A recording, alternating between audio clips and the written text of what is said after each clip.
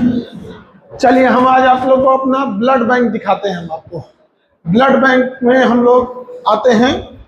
आज 14 अप्रैल है और भीमराव अंबेडकर साहब की जयंती है, तो आज के दिन हम लोग ने अपना ब्लड बैंक ही स्टार्ट किया है। तो हम एक एक करके आपको ब्लड बैंक का टूर कराते हैं। आइए आपको यहाँ पे। तो ब्लड बैंक में यहाँ से इशू काउंटर हो जाता है। यहाँ से हम लोग ब्लड किसी को इशू कर देते हैं अगर किसी को चाहिए तब।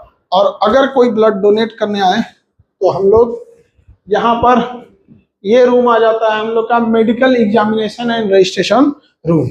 Hello sir. Hello sir. तो यहाँ पर हम लोग जो भी डोनेट करने आएगा सर, यहाँ पे उनका सबसे पहले सर हम लोग यहाँ पे रजिस्ट्रेशन करते हैं सर, और उसके बाद बीपी वगैरह नाप लेते हैं, मेडिकल एग्जामिनेशन थॉरोली करते हैं सर। हाँ। क्या वो ब्लड डोनेट करने लायक है कि नहीं। अच्छा अच्छा। उसके बाद ही हम लोग सर आगे प्रोसीड करते हैं। तो यहाँ जब फिर पता चल जाएगा कि ब्लड डोनेट करने लायक फिट है एकदम, बीपी सी ठीक है, हीमोग्लोबिन ठीक है, सब चीज, तभी आगे प्रोसीड करें। हाँ, बीमारी नहीं है कोई, तभी जाके हम लोग उसे प्रोसीड करें इस रूम में सर। ठीक है, थैंक यू सर। तो अब हम लोग इस रूम में आ जाएंगे डोनेट करने के लिए। यहाँ ब्लड डोनेशन रूम, रक्तदान कक्ष यहाँ पर। हेलो सर, नमस्ते। नमस्ते सर। तो ये एरिया जो है इसमें हम लोग ब्लड को डोनेट करेंगे यहाँ पे।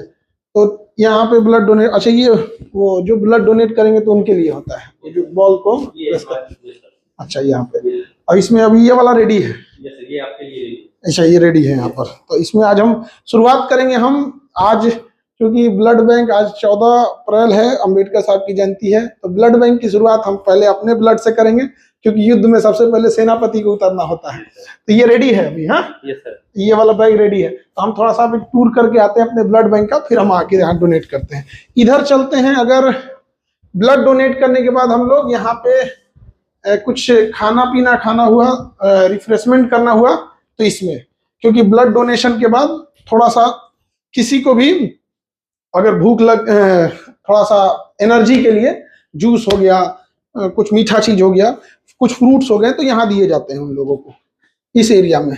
और इसके इधर देखते हैं हम लोग, तो ये हो गया काउंसलिंग रूम हो गया। तो काउंसलिंग रूम, हेलो मैम।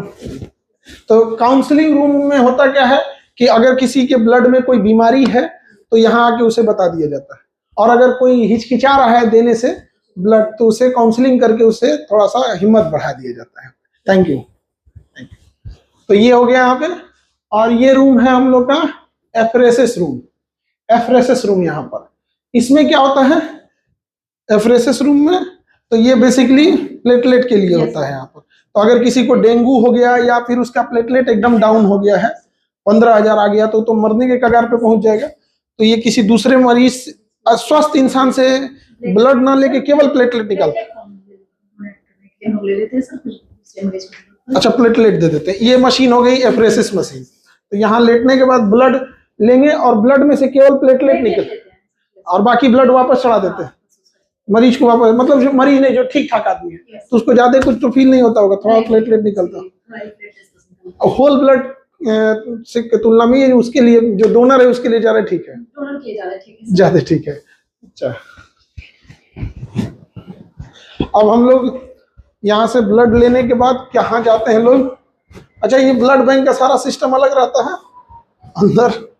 हाँ, ये इन लोग का अलग रहेगा, सब कुछ सेपरेट है यहाँ पर। ये हो गया हम लोग का सेरोलॉजी डिपार्टमेंट।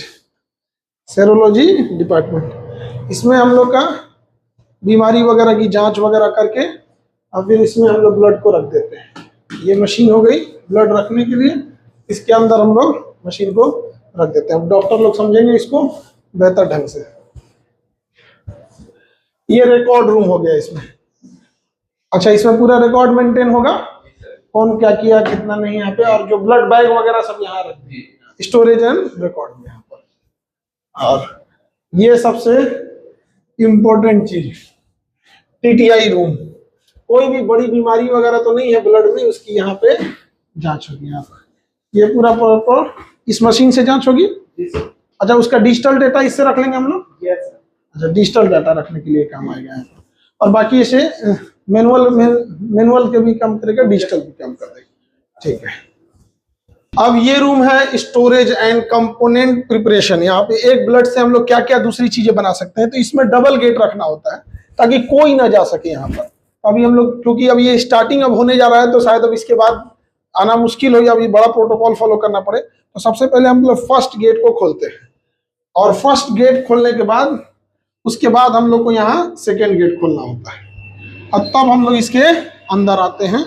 और अंदर आने के बाद इसके अंदर फिर पूरी चीजें प्रिपरेशन की जाती हैं। यहाँ पर अलग अलग चीजें तैयार होंगी। यहाँ पर इसमें अब अलग अलग, किसी को कोई ब्लड का कंपोनेंट चाहिए, किसी को क्रायोप्रेसिपिटेट चाहिए। जैसे किसी को गन शॉट हो गया, गोली लग गई, तो उसका ब्लड ज्यादा ही जाने लगता है, तो उसे नॉर्मल ना चढ़ा के उसे क्रायोप्रेसिपिटेट, भी कई टाइप के ब्लड होते हैं, और जैसा डॉक्टर उनको प्रिस्क्राइब करेंगे उसी हिसाब से ब्लड दिया जाता है। यहाँ कहीं ऑटो सीलर होंगे, इसके अंदर सब ब्लड्स होंगे, इसके अंदर भी होंगे। टेम्परेचर अलग अलग हो सकता है। अब इसका टेम्परेचर अगर हम देखेंगे तो -80 डिग्री होगा इसके अंदर। इंसान का क्या हाल होगा -80 डिग्री पे? इसका टेम्परेचर है -40 डिग्री सेल्सियस, -40 डिग्री सेल्सियस। और ये हो गया आपका अलग टाइप का, ये सब में ब्लड्स रखे रहेंगे, और ब्लड के लिए जो यूज के लिए जो रिएजेंट्स होंगे वो सब इसमें होंगे। यहाँ पे रिएजेंट। अच्छा, ये मूवमेंट कर रहा है भाई? प्लेटलेट एजिटेटर है सर, प्लेटलेट खराब ना हो इसलिए। अच्छा, प्लेटलेट रखता है तो उसे मूव कराना होता है, और अगर मूव नहीं करेंगे तो प्लेटलेट खराब हो जाएगा। एक्टिव रहने के लिए ये सब प्लेटलेट को। अच्छा, प्लेटलेट का लाइफ कितने दिन है? 7 दिन, 7 डे है सर। अच्छा, बहुत सबसे कम लाइफ टाइम उसी का रहता है प्लेटलेट का। अब डेंगू का टाइम आएगा तो सबसे ज्यादा इसी का डिमांड आ जाता है यहाँ पर। तो अब हम लोग इधर चलते हैं अपने ब्लड बैंक से। ये टीटीआई रूम हो गया, ये सेरोलॉजी डिपार्टमेंट। यहाँ से इशू काउंटर हो जाएगा। यहाँ से किसी को जब फाइनल इशू होगा तो यहाँ से इशू काउंटर हो जाएगा यहाँ पे। हाँ, यहाँ। और इस एरिया में अब हम लोग चल के ब्लड को अब अपना डोनेट करते हैं। ये रिफ्रेशमेंट रूम हो गया यहाँ पे। अच्छा, इस रूम से हम जाके देख नहीं सकते हैं ये वाला रूम, क्योंकि इसमें ना काउंसलिंग रूम होता है, उसको पैक रखा जाता है। उसमें अगर किसी को कोई बीमारी आ गई या कोई ब्लड डोनेट नहीं करना चाहता है या कुछ उसको काउंसलिंग करके बताना है, तो उसी के अंदर बताना होता है। तो नॉर्म्स के अनुसार उसको पारदर्शी नहीं रख सकते, उसमें किसी को नहीं देख सकते। अब हम लोग यहाँ ब्लड डोनेट करेंगे, और पूरे देश के यही उम्मीद करेंगे कि बड़ा मुश्किल से कोई आता है मरीज, जब कोई बहुत सीरियस रहता है तभी उसे ब्लड की डिमांड होती है। और जब वो हॉस्पिटल में जाता है कि कोई लखनऊ एडमिट है, कोई मुंबई है, कोई कहीं है, और जब ये कहा जाता है कि आप एक डोनर लेके आइए, तो वहां उसके लिए बहुत दिक्कत हो जाता है। तो हम लोग का प्रयास यही है कि हम लोग ये व्यवस्था इतना ब्लड उपलब्ध करा सके ताकि कभी किसी को डोनर मांगने की हॉस्पिटल को जरूरत ना पड़े। डॉक्टर की भी मजबूरी होती है कि वो कहता है कि भैया उनके पास तो ब्लड कोई मशीन से तो बनती नहीं है, दूसरा कोई देगा तो किसी और में चढ़ाया जाएगा। तो इसलिए हम लोग की कोशिश यही है। तो आज से हम लोग इसको स्टार्ट कर रहे हैं। अंबेडकर जी की आज जयंती भी है। सभी लोग को अंबेडकर जयंती की ढेर सारी शुभकामनाएं। और अंबेडकर जयंती के दिन हम लोग इस ब्लड का शुभारंभ कर रहे हैं। और सबसे पहले जरूरी होता है कि किसी भी युद्ध में सेनापति को जाना, तो सबसे पहले हम ही दे के स्टार्ट करेंगे। क्यों सर?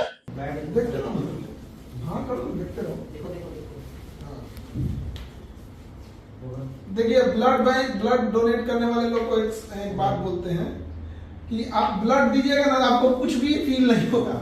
बस होता क्या है ना कि लोग ब्लड बैग देख लेता है बैगवा देख लेता है ना, तो डर जाते हैं लोग। तो आप डोनेट करने के बाद जब आप देखते हैं कि मेरा इतना ब्लड निकल गया, तो आपको साइकोलॉजिकल इफेक्ट पड़ता है। अगर आप ब्लड बैग को नहीं देखेंगे ना, आपको कोई फर्क भी नहीं पड़ेगा। एक्चुअल में कोई अंतर नहीं आता है आपका ब्लड डोनेट करने के बाद, 0 फर्क पड़ता है। आप जो फुल काम कीजिए, ब्लड डोनेट करने के बाद हल्का सा रेस्ट करके चलिए। वो भी रेस्ट इसलिए डॉक्टर बताते हैं 10-15 मिनट जो देखने के लिए कि कहीं आपको कोई इफेक्ट तो नहीं पड़ रहा है। हालांकि कोई इफेक्ट नहीं पड़ता है। उसके बाद आप रेगुलर काम कर सकते हैं। हम लोग पूरा क्लास लिए सुबह।